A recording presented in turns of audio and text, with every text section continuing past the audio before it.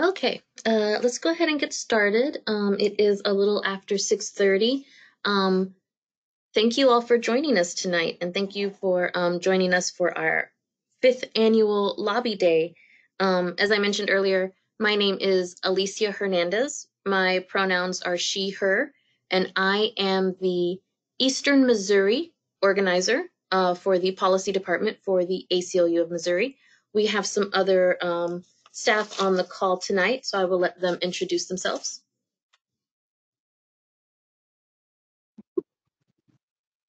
Hi, everybody. My name is Justice Gadsden. My pronouns are she, her, and I take care of the western end of our state. And I'm very happy that you all have joined the call this evening. Hi, my name is Emily Hansen, and I'm the School to Prison Pipeline Researcher for the ACLU of Missouri. My pronouns are she, her, and I'm also really grateful that all of you are joining us tonight.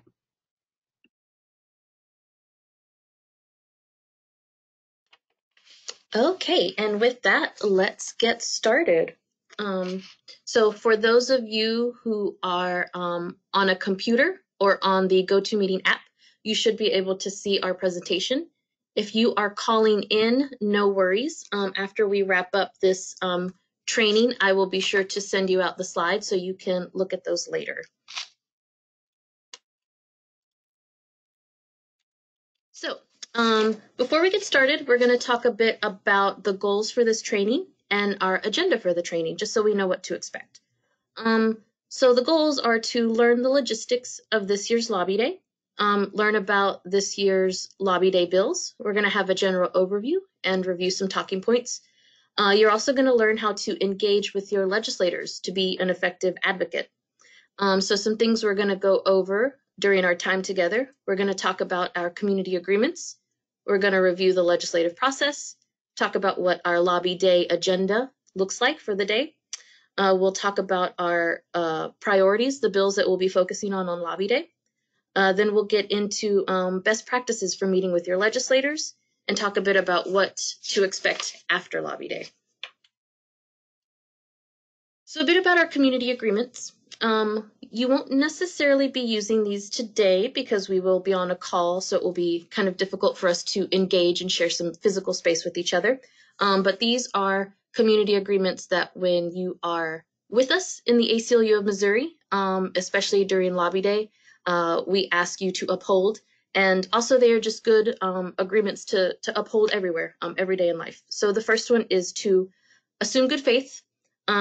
Always try to speak from experience and speak for yourself and actively listen to each other. The next one is one mic. So please do not interrupt each other when speaking. This is especially important during your legislator meetings. The next one is intent versus impact. No matter our intentions, we take responsibility for the impact of our actions and what they have on others. The next one is pretty clear. Don't assume anyone's race or gender.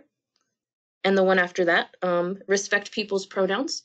We will have name tags for everyone participating in Lobby Day, and we will ask everyone to write your name and your pronouns. And then the last one is people first language. So as you know, language is important, and it can be used as a tool to harm and dehumanize. So just being conscious of the language that we use when we're talking about the issues. So for example, we won't necessarily be using this during Lobby Day, but one to keep in mind is instead of saying illegal immigrant or illegal alien, saying undocumented. Another example is instead of saying felon, saying formerly incarcerated. So those are our community agreements while we are spending time together. So Lobby Day 2019, I'm just going to review a little bit about what our Lobby Day accomplished last year. So last year was incredibly successful. We had 100 people turn out. We had 34 Lobby Day captains, which helped us and were crucial to our success. 8 people have served as Lobby Day captains 4 times. And we had meetings with 110 legislators. So now we're going to get a bit into the logistics about this year's Lobby Day. So we're going to break it down by region. We're going to talk about the St. Louis area, the Kansas City area, and then Columbia and Springfield. So for St. Louis, if you've been a part of Lobby Day before, a lot of this information will look familiar. We are going to meet at the Ethical Society. They have a pretty big parking lot that is 9001 Clayton Road. We will meet there by 6:30. That way we have 30 minutes to check in and load the bus. We are leaving at 7 a.m. sharp.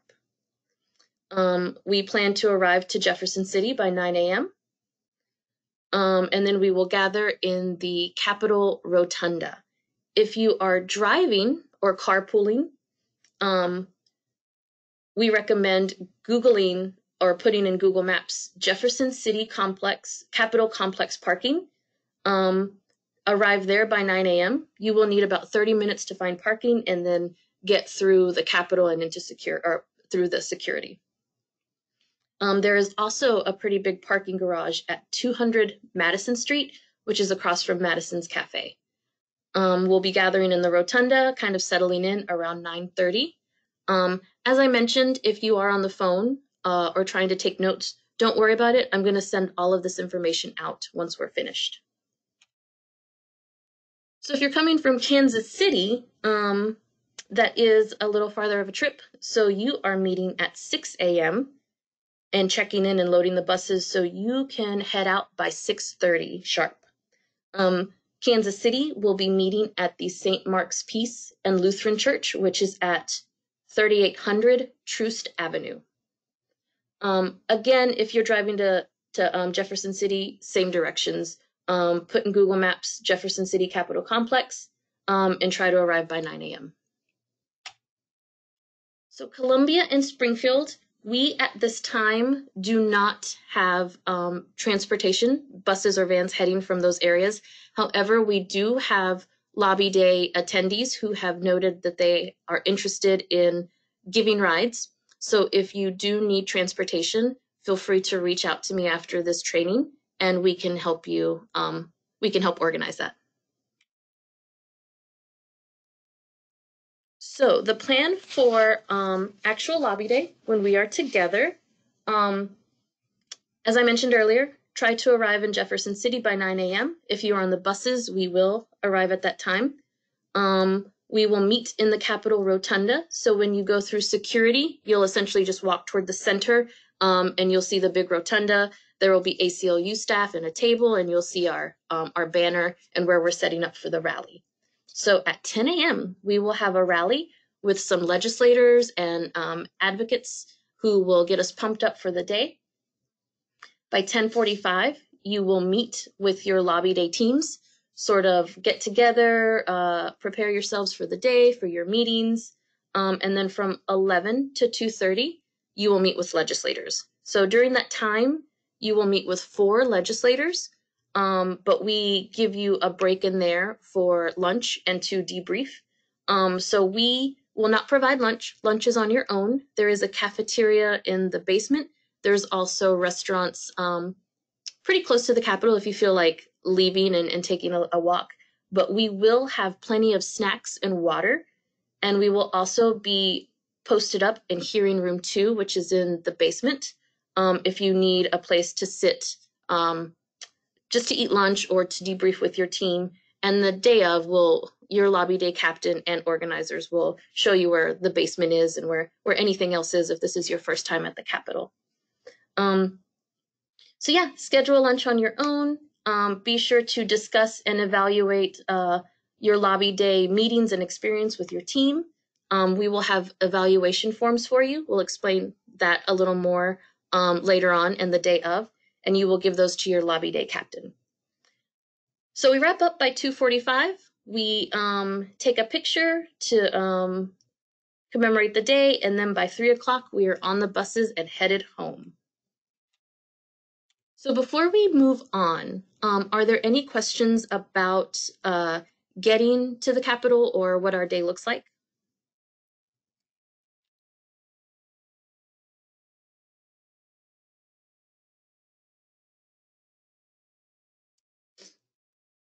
Okay, cool. Before we move on to the bills, we're going to do a little legislative pop quiz to just remind us of or teach us about the legislative process. So anyone who can chime in, feel free to answer these questions. What are the two chambers in Missouri legislature?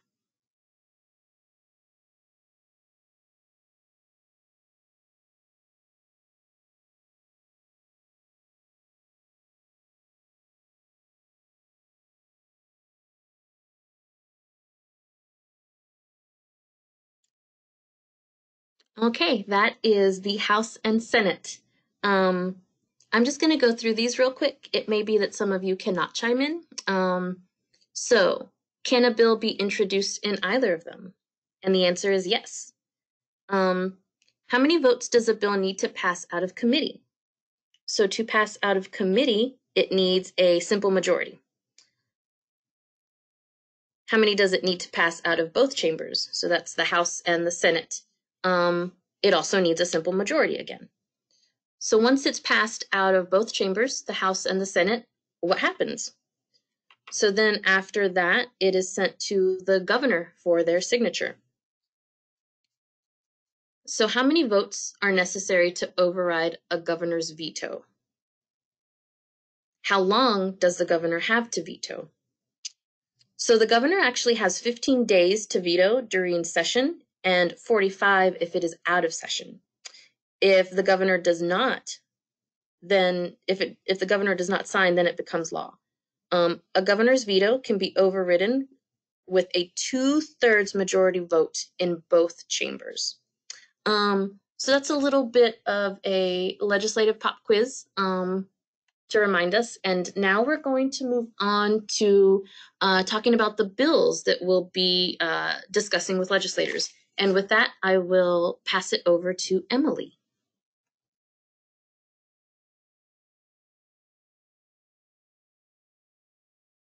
Hi guys, sorry, I had to get myself off mute.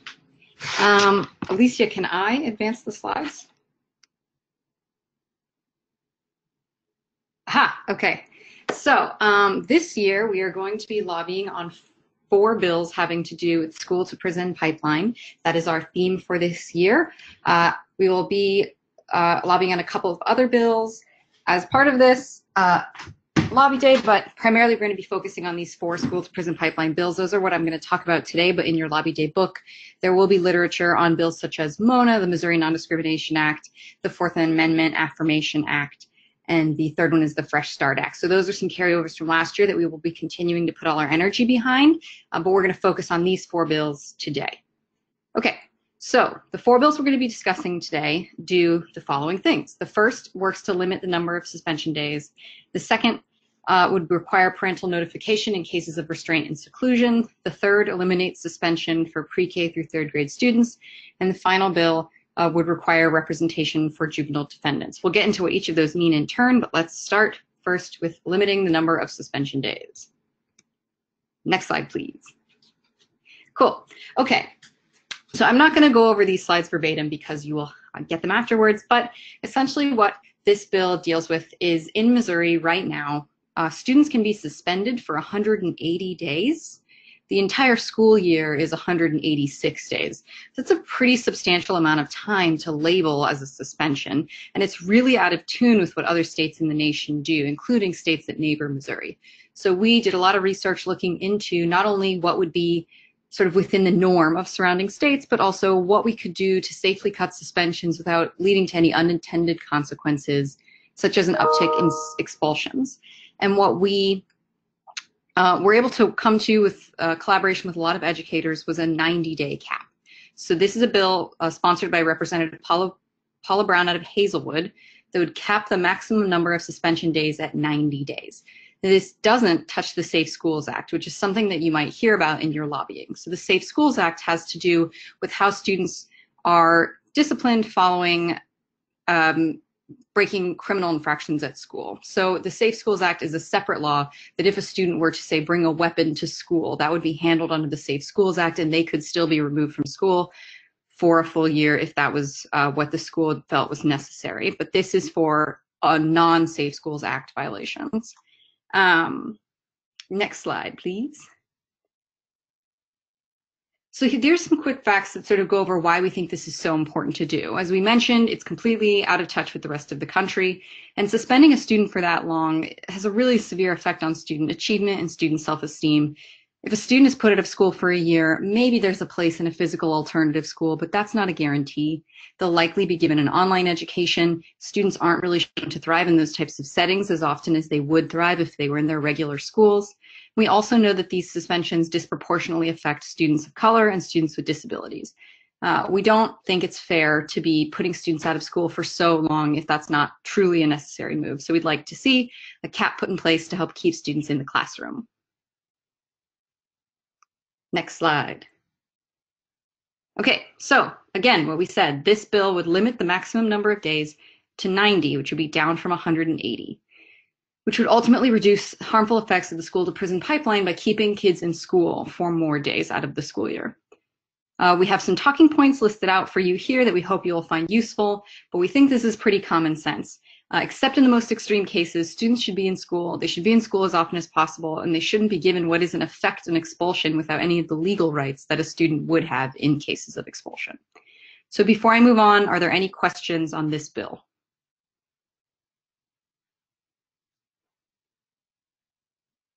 Cool. Okay. Next slide. Okay. So our next bill deals with a practice called restraint and seclusion. What are the legal rights for expulsion? So when a student receives an expulsion, there are a couple things that are different. In a really long-term suspension, the appeals process only goes up to the superintendent. So it doesn't really get moved out of the school system. When a student is expelled, they have more due process rights and they appeal the expulsion through the court system. So it can get the case out of a school district and into a court system, which in some cases can work in a student's favor because it brings a new set of eyes to the problem. Hopefully that answers the question. So, restraint and seclusion are practices where students are physically restrained. You are very welcome. Are physically restrained or secluded at school. So restraint can look like holding a student's hand to their bodies. Restraint can look like handcuffs. Restraint can look like a lot of things, but it basically means someone is physically holding your body in a position. Seclusion is when a student is removed from one room and placed in another room. Very often that other room is a closet, and they're kept in that room. They're not allowed to leave. This is a practice that is most often done on students with disabilities. 97% of the seclusions in the last year for which there was data were done on students with disabilities. So this bill is a really small and very common sense ask. All that this bill, there's a small data component, but the main purpose of this bill is just to say you need to let parents know. Under present law, there's no requirement that a school district inform a parent that their child has been put in a closet. We think that's a huge problem because parents have a right to know. And particularly when you're dealing with students with disabilities, not every student is going to be able to inform their student about what's going on with them. So we want to make sure that parents have all the tools they need to defend their children and to make sure that their rights are being protected. So what this bill does, this is Bill 1569 and 1568. It is bipartisan support, which is really great. It's already had a hearing. It's getting a lot of media coverage, so we really think that this one can get across the finish line. So we're pushing it really hard, and we think it's just unbelievably important to make sure that these students' rights are protected. Next slide, please. Okay, some quick facts. So this gives you a definition of restraint and seclusion, which will be useful to go over. We went through it here. Physical force to restrict a student's movement. And the second one is removing a student from a classroom and putting them in a separate room where they're not allowed to leave. The 15-16 school year is the last year for which there was data. And as we can see, there were over 5,000 instances of restraint and more than 2,000 instances of seclusion. Black students were more than twice as likely as their white peers to be subjected to mechanical restraints and seclusion, and students with disabilities were 27 times more likely to be subjected to seclusion relative to their non-disabled peers. So it's really important that we get these students' rights protected. It's really vital that we get this bill passed because kids are getting hurt and their parents don't know. Next slide. So again, what this bill does is it First, it would prohibit the use of restraint and seclusion for any purpose other than health or safety. So a misconception about these practices is that they are used for discipline. That is not the case. The student is not supposed to be subjected to either of these practices. You see they're, okay. Are not supposed to be subjected to these things unless it is for their own safety and well-being. It can never be a punishment, and we want that to be made very clear. We also want to make sure that schools are notifying parents within 24 hours that restraint and seclusion are happening. Ostensibly, this isn't a big barrier to cross. If it was really the right thing to do, there should be no reason that a parent can't be told. And then if a complaint is filed by the parent, there should be a hearing held, and the parent should have the opportunity to voice their dissatisfaction with the practice. So again, we have some talking points with you for you to look over here. We would suggest sort of reading over them and just sort of, if this is the bill that you decide that you would like to lobby for, have some talking points prepared, sort of have thought your way through it and also feel your way through it, because lobbying from the heart can be just as impactful as lobbying from the facts. Next slide. Okay, oh wait, before I go on, are there any questions about restraint and seclusion?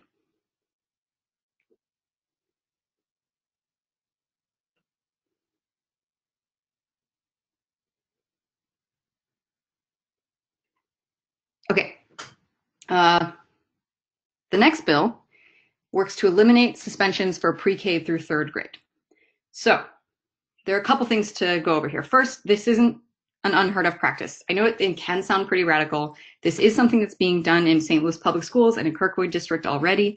This is something that is certainly within the norm of schools.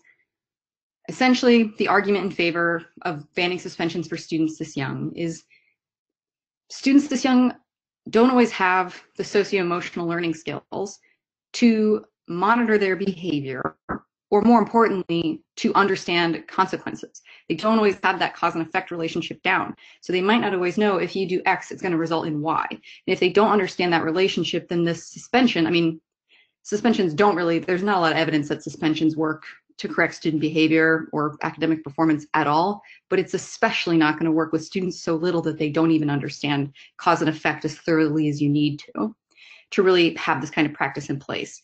Second, students that young learn really vital literacy and math skills that they're going to build on for the rest of their education. And there's ample data to show that if a student isn't reading on grade level by 3rd grade, they never will.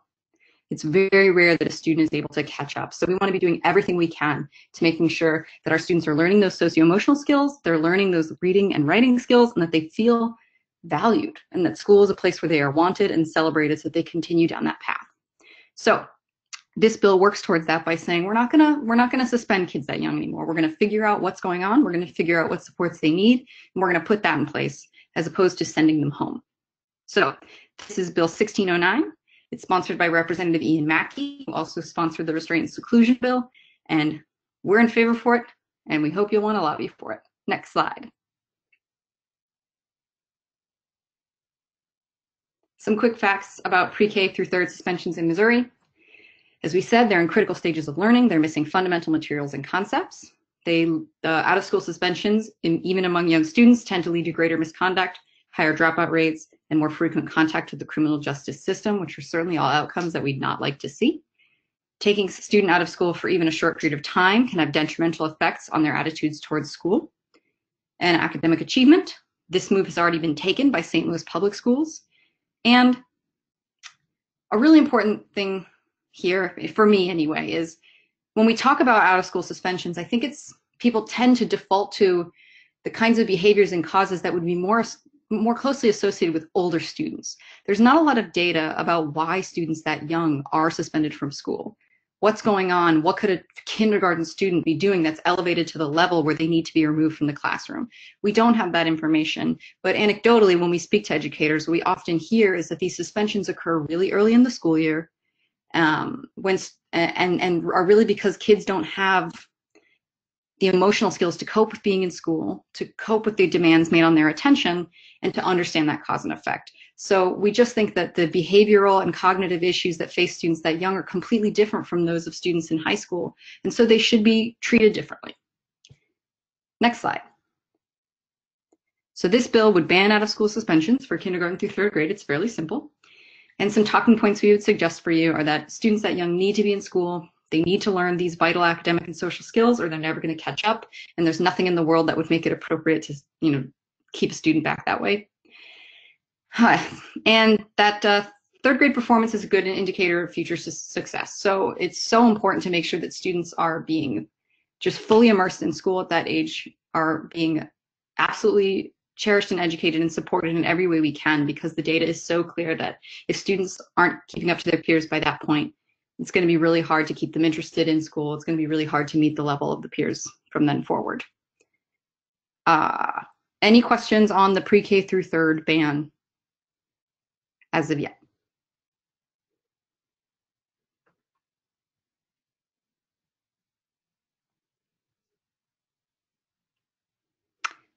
Okie doke. Next slide. Okay, the final school to prison pipeline bill has to do with representation for juvenile defendants. So what this bill does is make sure that when juveniles are moving through the criminal justice system, when the time comes for them to make the decision whether or not they want legal representation, that choice is an informed choice. Because at present, we don't live in a society, and I would argue that we don't want to have to live in a society where children understand what lawyers are and what they can do for you in the criminal justice system. So given that it's not really a fair expectation for children to know that, but that if they are already in the criminal justice system, it's vital for them to understand that. What this bill would do would require that a juvenile meet with an attorney who can explain to them what they do and how they could help them before they make a decision about whether or not they want representation.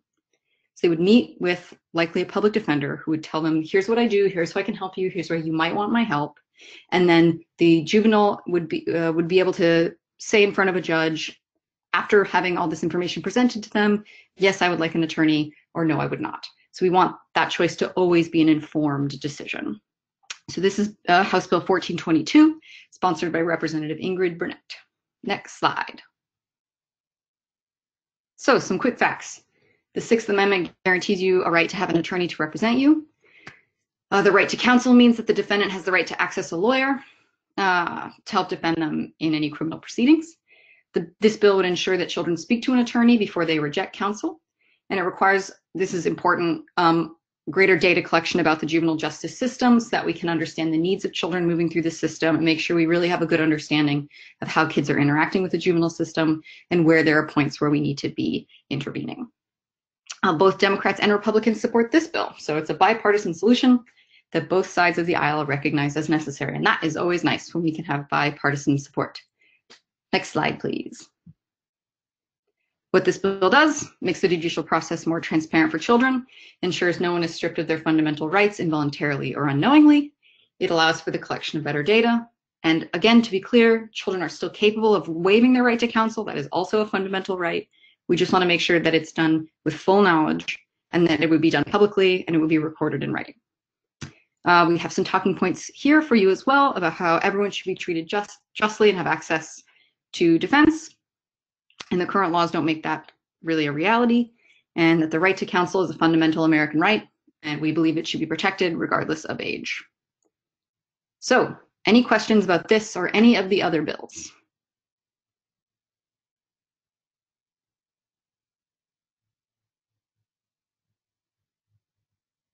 Okie doke. Then I think that is it. Thank you, Emily. Now, Justice is going to tell us all a bit about engaging with legislators and what to expect after Lobby Day.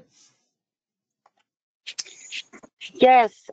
So we are going to talk about best practices for lobbying. And so as you heard Emily go through those really important bills, we want to make sure that we're prepared to talk about them so that we can have the effect that we want to when we go to Jefferson City. So we asked the question, what are some things that you can do to prepare for a meeting with a legislator? And some of the things you can do would be to familiarize yourself with their bio. You'll want to know their district, you'll want to know their policy interests, their community interests, and you can look up your legislators by going to fastdemocracy.com. So all this research and finding out who your legislators are goes a long way to help us make strides with them. It can sometimes be the smallest thing. And so maybe you've read in their community newsletter that they had a barbecue, or that they're celebrating the birth of a grandchild, or that somebody just got a new dog. I mean, those little things like that, just even mentioning them, kind of help you connect with legislators. And so you definitely want to make sure that you go deeper than just the bio and what district they're from. You really want to know what, how active they are in the community, what kinds of things they're interested in, and the kinds of bills that they typically support, to give you a good idea of who they are. Another question we like to ask is, what do you think are strategies for being an effective advocate?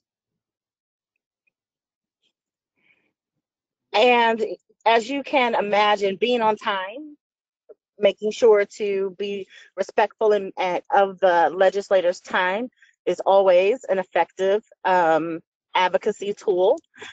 Legislators remember when you're late and you have them waiting. So we don't want to have any of them waiting. You want to make sure to stay positive.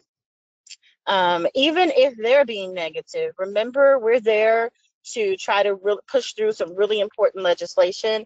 So stay positive. Make sure that you thank them for the work that they've already done. Many legislators who are progressive minded face a hostile legislature, and just thanking them sometimes really goes a long way to helping them continue their momentum to keep the fight up for us. So please make sure you do that. Ask if there is any additional information that we can provide. Sometimes they just need more info. Sometimes they just need to know how this is going to affect a budget. So make sure that you get all of that information, and always ask to take a picture, a photo with them, and share your appreciation and your experience on social media using the hashtag Voices for Liberty at ACLU _MO. And the reason why we want to do that is that we want to let people know that, we were there, and that we're fighting for something. And this also is a source of inspiration for other people too, when they see that their fellow community members are at the Capitol fighting for something really important. It helps to inspire them to join in the movement too.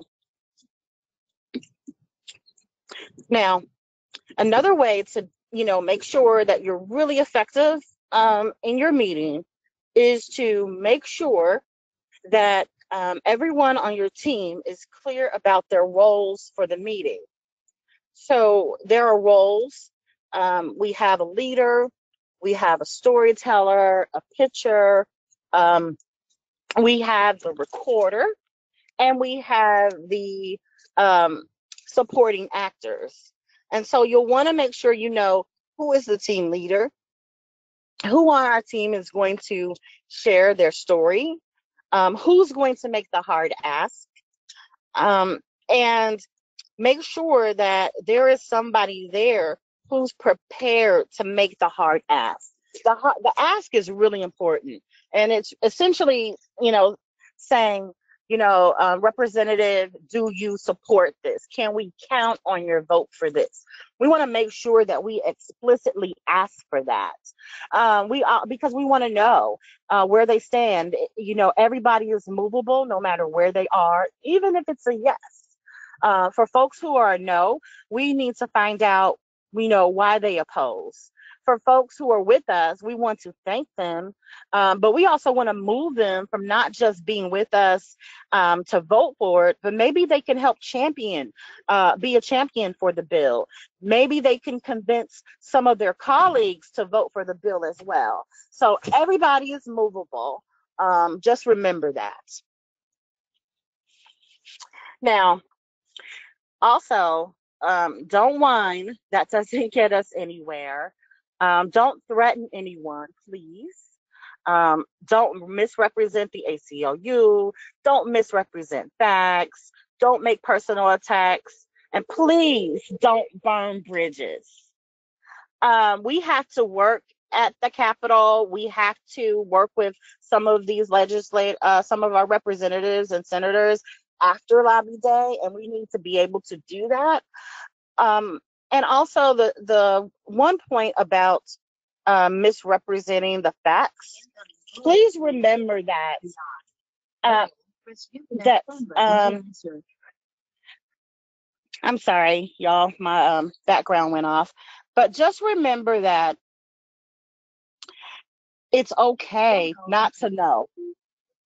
It is okay not to know the answer. And it's okay to say that you don't know the answer.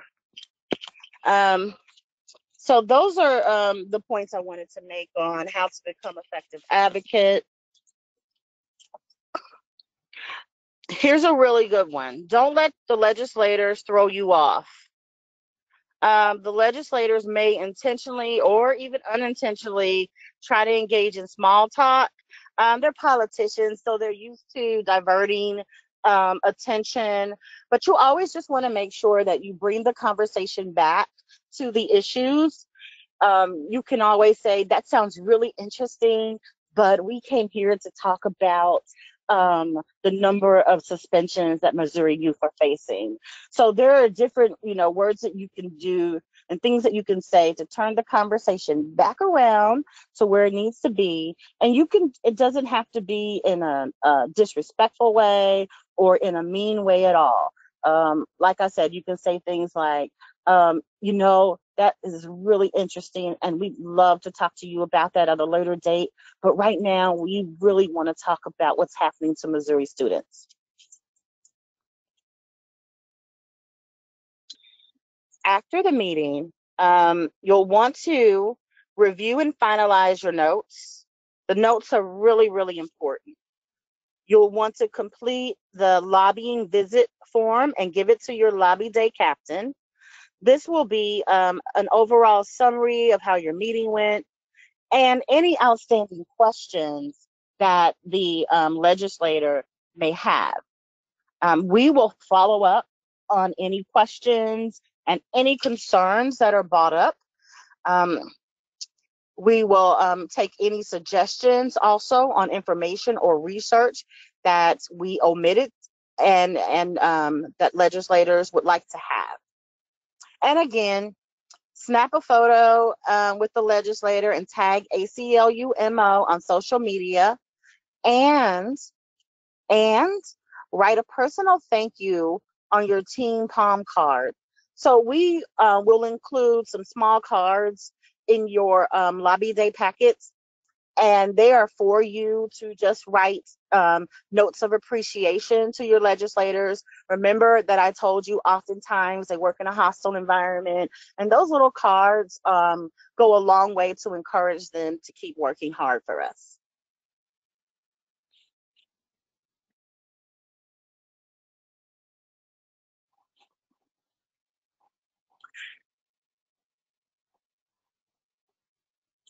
If you are interested after Lobby Day, volunteering with the ACLU, we have our Star Volunteer Ladder, and we want to help you move up the ladder. So there are 5 levels. As you can see, level 1 are some basic things you've probably already done before, like tabling at an event or phone banking or poster making. But essentially, you'll do 3 items from each tier, and that moves you up the ladder. You will essentially get to the Justice League boot camp, and we will actually have a 2-day boot camp where you will go through different workshops, trainings. We'll have lots of interactive fun with each other. And for Star Volunteers, this is a really unique opportunity to really be closely aligned to our work and with us. We will provide special opportunities for our Star Volunteers. For example, we took a group of volunteers to Iowa to get some training for the presidential election. It was really, really fun. We have all kinds of opportunities for growth for our STAR volunteers. So if you're interested, please, please, please let us know.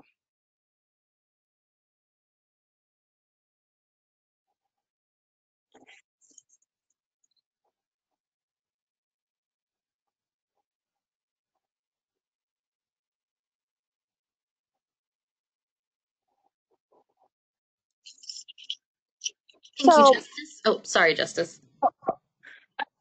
you can take reflection, Alicia. I was just going to go over it. Oh, absolutely.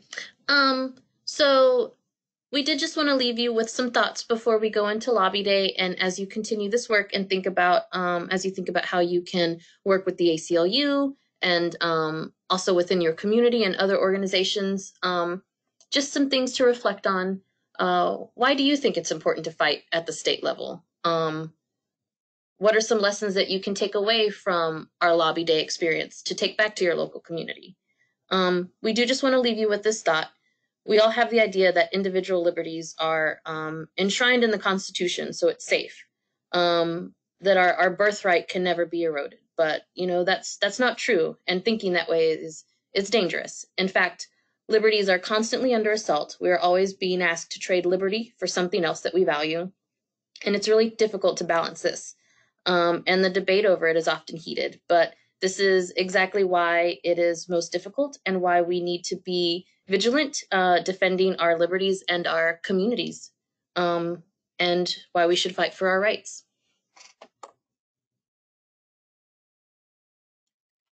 So on this last slide is our organizers' contact information.